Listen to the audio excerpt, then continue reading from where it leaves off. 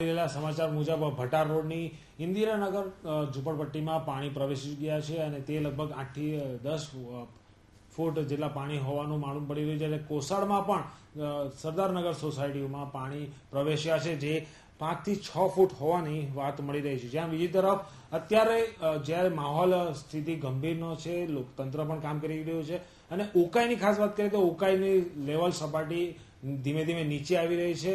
કારણ કે હાલમાં જ 1 વાગ્યાના મળી રહેલા આંકડા મુજબ ઉકાઈ ડેમમાંથી 1,22,000 ક્યુસેક પાણી છોડવામાં આવી રહ્યું છે, જ્યારે ઇનફ્લો 1,40,000 જેટલો છે. જેથી ઉકાઈની સ્થિતિ તો હાલ તો ઠારે પડી રહી છે અને તાપી નદીમાં પાણીનું સ્તર પણ હવે ધીમે ઘટ્યું, પરંતુ ગઈકાલથી પડી રહેલા ભારે વરસાદના કારણે નીચાણવાળા વિસ્તારોમાં પાણીનો ભરાવો થયો છે, જેના કારણે કેટલાક વિસ્તારોમાં અને સોસાયટીઓમાં પાણી પ્રવેશી ગયા છે. ત્યારે દર્શક મિત્રો, ખાસ અહીં તમને જણાવી દઈએ કે અત્યારની આ સ્થિતિમાં કેટલાક તત્વો દ્વારા ખોટા મેસેજો અને ખોટી વાતો અને અફવાઓનો દોર ચાલુ કરી દેવામાં આવ્યો છે અને જેના કારણે લોકોમાં ભયનો માહોલ સર્જાયો છે.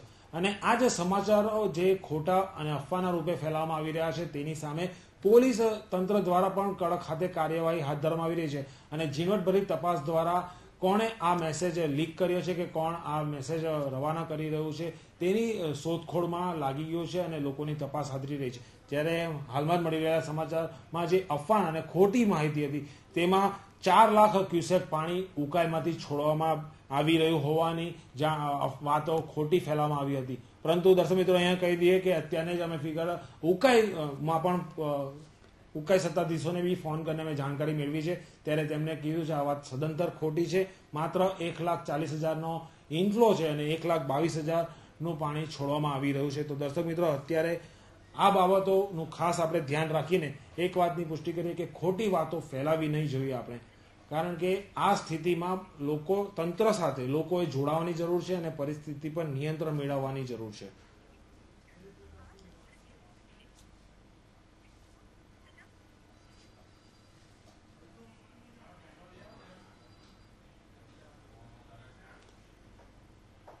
હાલમાં મેઘરાજાનો સમગ્ર સુરત જિલ્લા સહિત દક્ષિણ ગુજરાત ઉપરાંત ગુજરાતના અનેક શહેરોમાં વરસાદનું જોર વધારે છે અને બેમાર વરસાદ વરસી રહ્યો હોવાના કારણે કેટલાય વિસ્તારોમાં પાણી ભરાય છે. જ્યારે ખાસ કરીને વાત કરીએ પાણી ભરાવાની, તો નેશનલ હાઈવે નંબર 8 પર પાણીની સ્થિતિ હોવાના કારણે ટ્રાફિકની પરિસ્થિતિ ખૂબ જ ગંભીર બની છે. તેમ છતાં ટ્રાફિક પોલીસ દ્વારા ત્યાં પરિસ્થિતિને નિયંત્રણમાં લેવા માટેની પૂરતી તકેદારી રાખીને કામગીરી હાથ ધરવામાં આવી છે, જેના કારણે ટ્રાફિક હળવો થવાની સ્થિતિ અત્યારે ઊભી થઈ છે. પરંતુ ભારે વાહનોની અવરજવરના કારણે ટ્રાફિક જામના સમાચારો મળી રહ્યા છે. કેટલાય કિલોમીટર સુધી આ ટ્રાફિક જામની પરિસ્થિતિ અત્યારે જોવા મળી રહી છે. જ્યારે તે જ રીતે પલસોણા કડોદરા રોડ પર પણ ટ્રાફિકની ખૂબ જ ગંભીર સ્થિતિ હોવાનું જાણવા મળી રહ્યું છે. દર્શક મિત્રો, જોઈ રહ્યા છો તમે પૂણા ગામના દ્રશ્યો છે, જેમાં ખાડી ઓવરફ્લો થવાના કારણે અને વરસાદી પાણીના કારણે અનેક વિસ્તારોમાં ઘૂંટણ સુધીના પાણી જોવા મળે છે. અને ખાસ એક સૂચના આપી દઈએ કે વહીવટીતંત્ર દ્વારા, શિક્ષણ વિભાગ દ્વારા શાળા કોલેજોને બંધ રાખવામાં આવ્યાનો આદેશ આપવામાં આવ્યો છે અને શનિવાર સુધીની જે પરીક્ષાઓનો ક્રમ હતો તે પરીક્ષાઓનો ક્રમ હાલ પૂરતો મુલતવી રાખીને જે સ્થિતિ હશે તે સોમવારે નક્કી કરવાનો આદેશ આપવામાં આવ્યો છે. આ બાબતે પાલિકા નગર પ્રાથમિક શિક્ષણ સમિતિના પ્રમુખ સાથે પણ અમારી વાત થઈ હતી. તેમણે પણ આ જ મુદ્દે શાળા કોલેજો બંધ રાખવા સહિત પરીક્ષાઓનો દોર પણ અત્યારે અટકાવી દેવામાં આવ્યો હોવાની જાણકારી આપી હતી.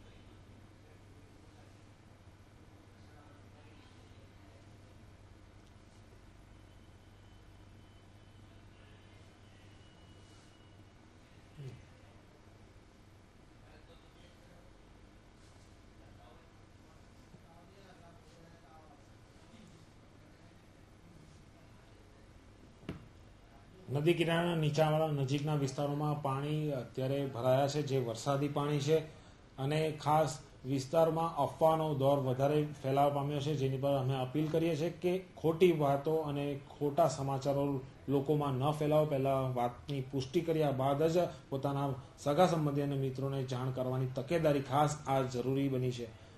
એ વાત ચોક્કસ છે કે દક્ષિણ ગુજરાત તેમજ ગુજરાતના અન્ય શહેરોમાં વરસાદ ધોધમાર વરસી રહ્યો છે, પરંતુ એક સાદી વાત એ છે કે ઉકાઈના ઉપરના વિસ્તારમાં જ્યાં કે મધ્યપ્રદેશમાં વરસાદનું જોર ઘટ્યું છે, ઓછું છે, અને જેના કારણે પાણીની આવક પણ ઘટી છે.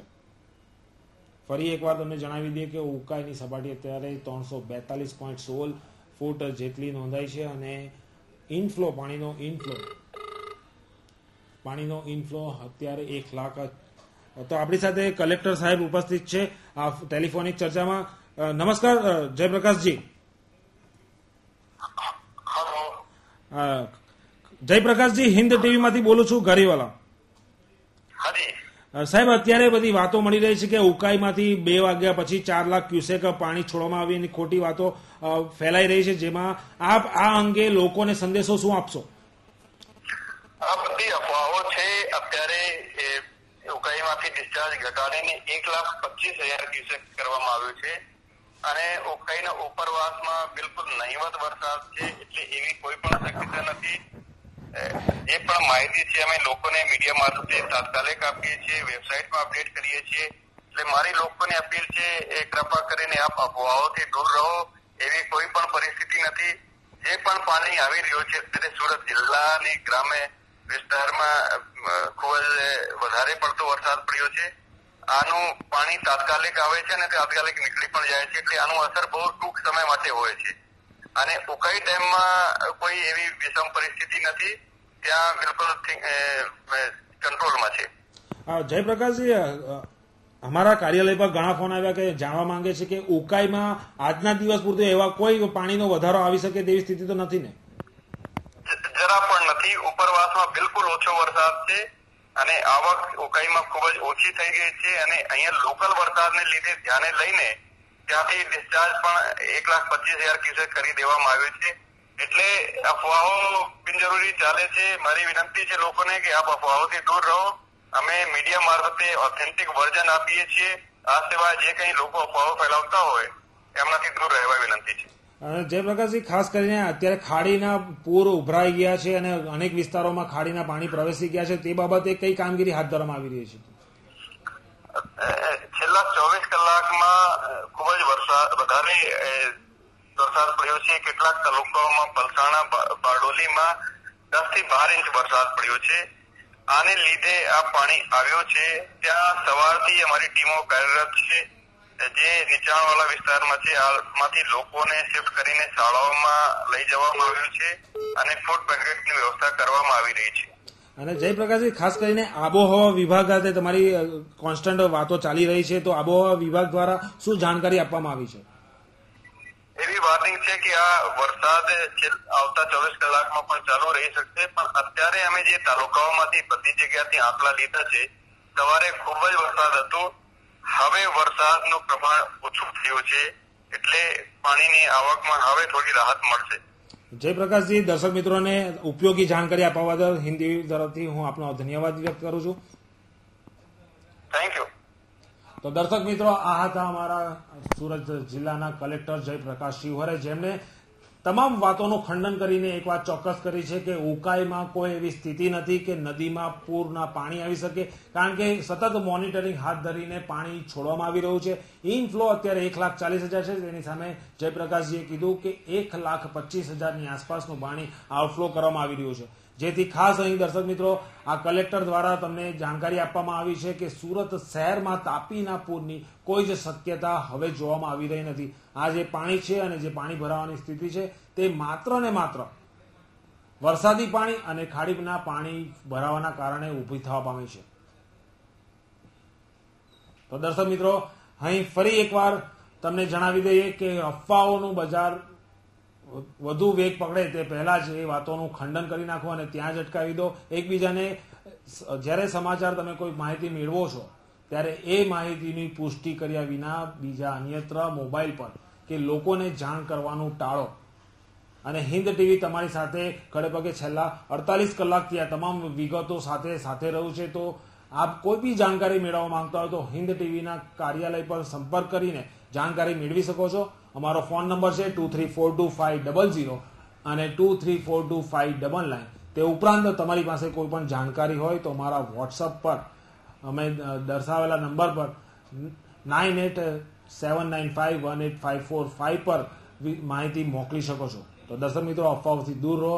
નદીમાં આવી કોઈ સ્થિતિ નથી અને કલેક્ટર સાહેબે પણ આ અફવાઓથી દૂર રહેવા માટે લોકોને અપીલ કરી છે.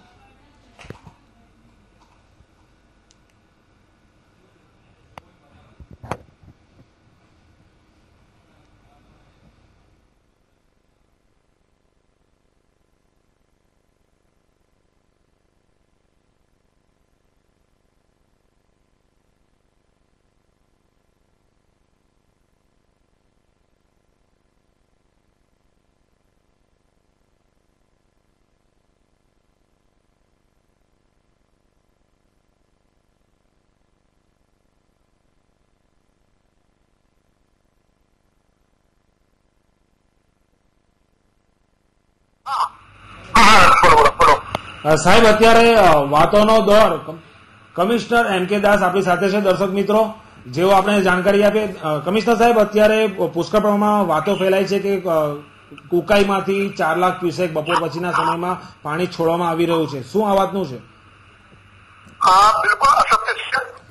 બલકે 11:15 વાગ્યાથી પાણી તાપીથી આપણે ઘટાડ્યું છે અને 2 લાખ કરી નાખ્યું છે.